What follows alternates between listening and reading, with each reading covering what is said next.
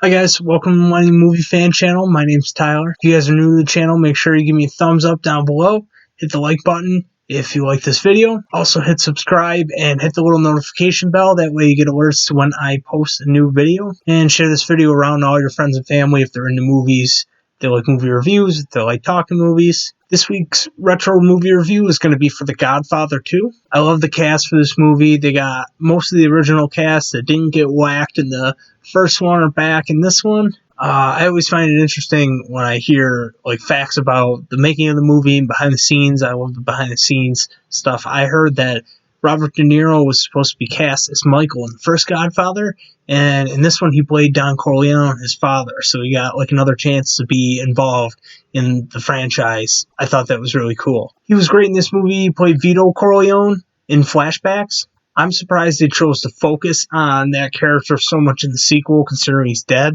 but to retroactively go back and explain his story and to recast the character that Marlon Brando played and was so good and won the Oscar for.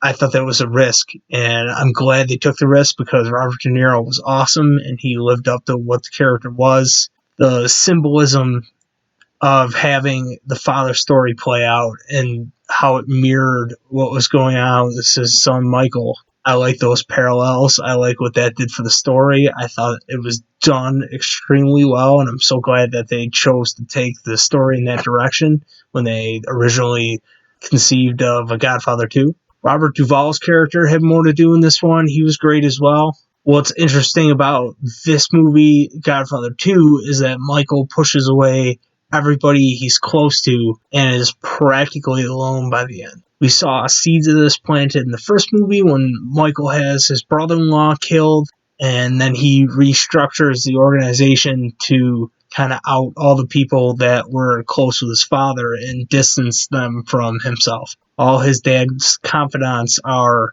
off other places or have reduced roles, and it's just kind of Michael up to his own devices. Basically, that sets the stage for the sequel movie, which amplifies it even more. In this movie, he takes it a step further and he actually starts hitting his wife and abuses her the way his brother-in-law was abusing his wife, and he had him killed for it. He even kills his own blood brother by the end of this movie. He's so consumed by power and vengeance. Al Pacino did a really, really good job. He's awesome in this movie. I have a friend that compared him to a panther slinking cat who's quiet and calculating and then pounces when he's ready to strike and attack and kill his enemies. And it's really a great dynamic to sit and watch unfold in such an awesome story. And the story is so elaborate in this movie. And it gives nods to the events of the first film. People who Michael killed now coming back up in his trial. It's very well done. The story keeps you on your toes. You're wondering what's going to happen, what Michael's play is, what his plan is, who's really out to get him, who's plotting against him. In the tone of the movie, that paranoia really sets up how he is looking over his shoulder constantly the entire movie, wondering who's on his side, who's not. And then he eventually comes to the conclusion that nobody's on his side. He can't trust anybody. He can't trust anybody but himself. I really like the score of this movie. It's not quite as piercing as the first one is, but it takes a lot of cues from the first movie, from that Godfather theme, and it really kicks into gear in just the right moments. And the other one, the first movie's score, I believe was so good. It's almost not fair to compare it to that. But this movie is very, very good with the music element.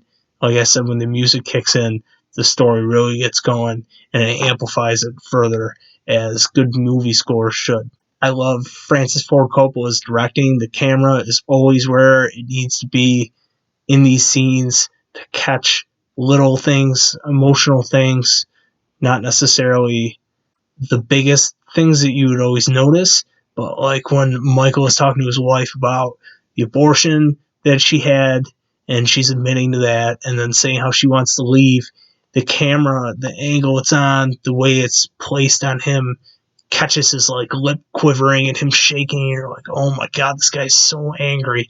And it's shot in a way where she's sitting down on the couch, the camera's over her, and then it goes to him, and he just looks so mean and angry, and it really plays to how she feels small. And his directing is good at just portraying what he's trying to get across so well with visuals that you don't even notice that. I love going back and watching his films. There's another scene where Michael's in Cuba with the senator and they're celebrating and they're cutting cake and passing it out, and somebody offers him a piece of cake and he's like, it's too big, a smaller one, and they bring back like a smaller piece of cake for him, and that's just a silly little thing, but it's like character development, and they develop each one of these characters, and I think that's really a mark of good writing and good directing. And I like movies like with the Coen brothers, with Big Lebowski, with a lot of Tarantino's movies like Pulp Fiction. They have these little moments in this like witty dialogue and just weird character things that make you identify with who that character is, that you're like, yeah, that is something that character would do from what I've seen of him so far. It's just a weird thing that builds personality. It makes it feel real. It makes these worlds feel lived in, and you want to stay and linger in this Godfather world that they created.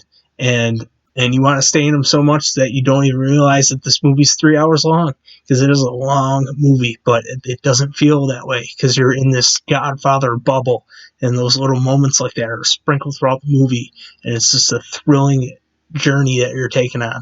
This movie is just chock full of little moments like that, and you see how it inspired other movies like the ones I mentioned, a bunch of other movies. Every movie that came after that has drawn from the Godfather franchise, and I just think that's really cool. And in watching them, you can plainly see that. That's my review for The Godfather 2, guys. I hope you enjoyed it. If you did, hit that like button like I said in the beginning. Also hit subscribe, the little notification bell, and share it to Facebook, Twitter, all your social medias. That really helps out the channel. And tune in this Friday for my review of the newer-ish Kevin Bacon movie. It's called You Should Have Left. It's on Amazon now if you guys want to watch it before my review. You can tune into that. It'll be Friday morning at 7 a.m. dropping on YouTube. And I will see you guys in the next video.